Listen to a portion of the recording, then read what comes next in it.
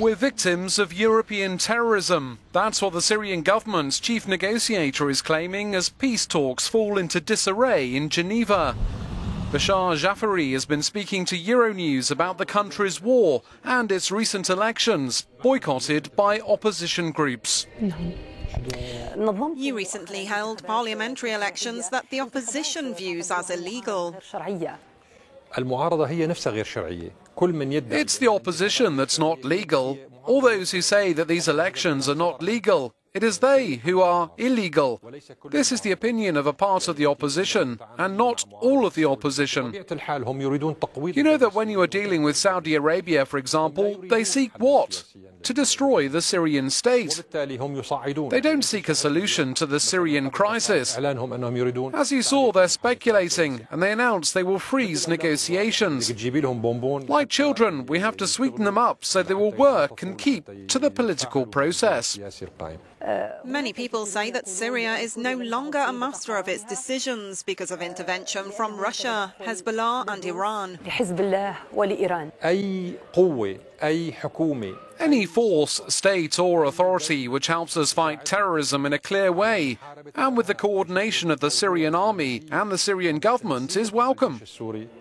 Whether they're allies from Russia, Hezbollah or Iran, they're combating terrorism on Syrian soil in agreement with the Syrian government and at its request.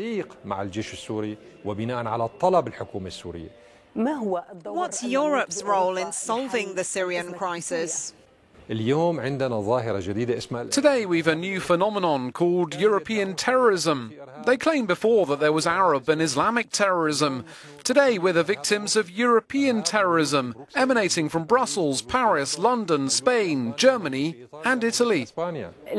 So you think Europe facilitates terrorism? Of course. European governments have facilitated the passage of these terrorists to Syria and Iraq.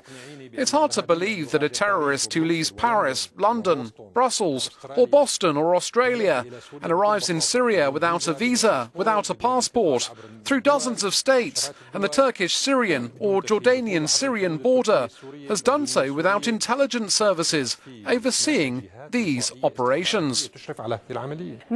So they are the states you accuse of terrorism? Governments are responsible for every terrorist who comes from Europe, whether French, British, Belgian, Spanish or Italian.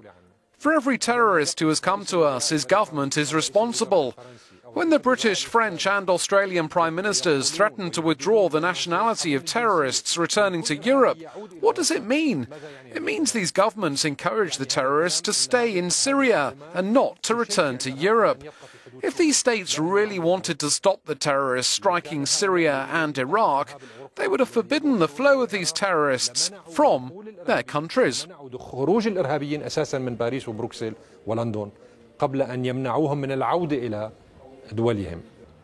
Israel has held an unprecedented meeting on the issue of the Golan. Why do you think they've done that now? We have the support of the United Nations Resolution 497, which dates from 1981. The resolution was passed unanimously. It means that the US, France and Britain have agreed it.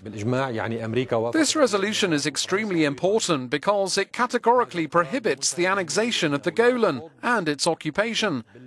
The imposition of its laws on the occupied Golan, the resolution considers that this annexation is invalid, null and with no legal basis. بفرض قوانينها على الجولان السوري المحتل لاغيا وباطلا ولا أثر قانوني له.